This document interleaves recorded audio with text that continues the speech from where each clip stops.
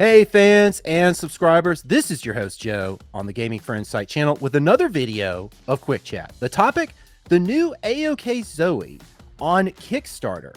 This handheld has gone live and its campaign has gone live. Joining me is returning guest OKS Gamer. OKS Gamer, welcome to Quick Chat. Hey everyone. As I mentioned, the campaign has gone live on Kickstarter. This is another gaming handheld here in 2025 with two APU options, the HX370 APU, which we are familiar with, and also the 2024 APU, the 8840U. And this handheld does have some distinctions compared to other handhelds that you have been seeing with the HX370. One of them is the variable refresh rate support on a native landscape display. This also has a 72.7 watt hour battery, which is very competitive against the Ally X, especially with what the HX370 can do at 15 watt for gaming as well. It does have an Oculink port, so to support the eGPUs. We have for the memory, the 32 and 64 gigabyte memory options, and that speed is 7500 megahertz LPDDR5X, which is pretty standard across the handhelds that we are seeing here in 2025. And we also have a 2280 SSD form factor in this, but the options on Kickstarter support up to 2 terabyte as well for those options. But impressively, for an HX370 handheld, OKS Gamer, this, as far as I can tell, this is the least expensive one, the most economic one, perhaps, that we've seen across other companies that are producing the HX370. What has you interested and excited about this handheld, this AOKZOE handheld? And I understand you have a prototype too as well that you've had your hands on. I do, yeah. So the AOKZOE, it's actually the first handheld that I had picked up, the first Windows handheld. And that was actually, I'll quickly show you, the original A1, which had the 6800U. So I'm kind of happy to see that they've come out with the latest and greatest with the HX370. Yeah, there's quite a bit of standout features that I like. Mostly it's actually the comfort. The grips here, it's kind of hard to see, but they're very, very comfortable. They fit. If you have medium to large size hands, I think you'll be feeling quite at home with this. My wife, she's got smaller hands. It's not quite as comfortable as, let's say, the F1 Pro, but I think most people that I talk to, they're looking for something that's a little bit larger than that. So I think this fits the bill perfectly for that. Yeah, this has an 8-inch display and support for 120 hertz, even though it's not 144 hertz that we are seeing across some displays. We at least have that variable refresh rate support. Mm-hmm.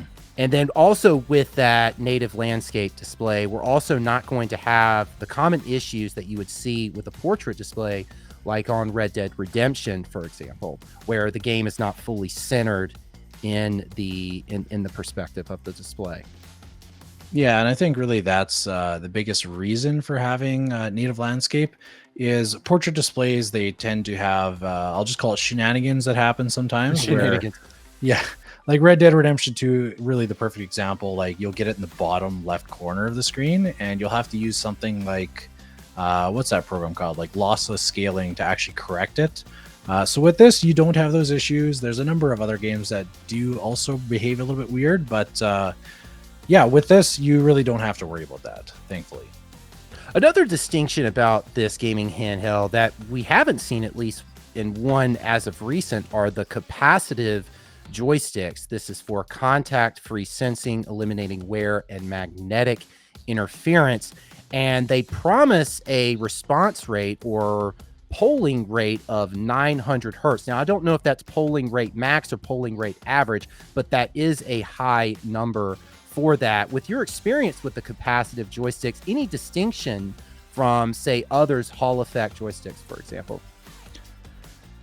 Yeah, I mean, the joysticks are really nice. Like if I'll show you a test after very shortly. I can get a really good response on Gamepad Tester. I mean, Hall effects are usually pretty good as well, but these ones achieve a little bit better. As far as the feel, I would say they're pretty much the same. Accuracy, I have found that it seems to have a fairly low dead zone. I haven't really had any issues with the response curve. Like, it feels pretty smooth. So yeah, in my perspective, they're decent, you know.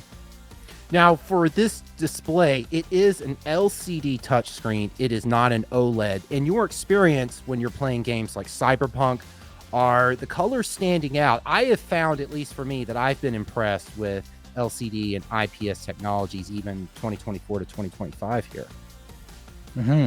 Yeah, I have it running. So if we want to take a look at it, I can switch over to that. All right, let's switch over. All right, so this is Cyberpunk running at 1200p medium settings. I have it set to auto FSR, and I have frame generation on. So on their campaign, I think they were claiming that it gets in the 70s at these settings, and that seems to be mostly what I'm seeing. Like, it kind of goes between the 60s, sometimes high 70s. Either way, you're going to get a pretty decent experience. I would recommend, though, if you're going to use frame generation, like, you know, turn on the FSR anti-lag in the AMD app. That does make a big difference. But yeah, I've never really had too many issues with the joysticks here. Like, me hitting the cars is more of an okayest issue than a joystick issue. Oh, that's a common issue for me. And just to clarify for our fans and subscribers, this prototype that you are using does have the HX370 APU in it, and not the 8840U APU. Yeah. And this is running with the 32 gigs as well. So, but yeah, I guess one other question you had was about the joysticks. You were mentioning that earlier. So let's actually take a really quick look at that. So I have the Gamepad tester here somewhere. There we go.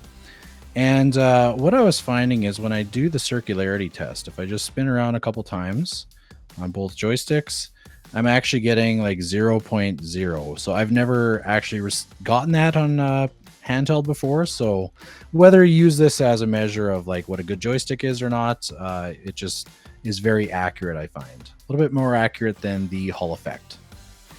And also with the capacitive joysticks, the angle as well is optimal for gameplay, like in Cyberpunk, a first-person shooter as well. And are you finding that to be your experience with angling the joysticks when you need to for that type of first-person perspective gameplay? Yeah, like I find if I just move the joystick slightly, like you can see it moves fairly slowly. You can get a little bit more precision. Like I said, I don't claim to be the best gamer, so I can't show you the optimal way that to play this, but I do find that if I want to shoot something, it's, you know, pretty accurate. I might not use it for like playing online Call of Duty, but for general games, I think it'll be perfectly fine. Okay, Gamer. Well, thanks so much for joining Quick Chat. Fans and subscribers, if you were interested in more Quick Chat videos, like and subscribe to the channel for them. OKS Gamer, thanks for joining Quick Chat. Take care. Take care.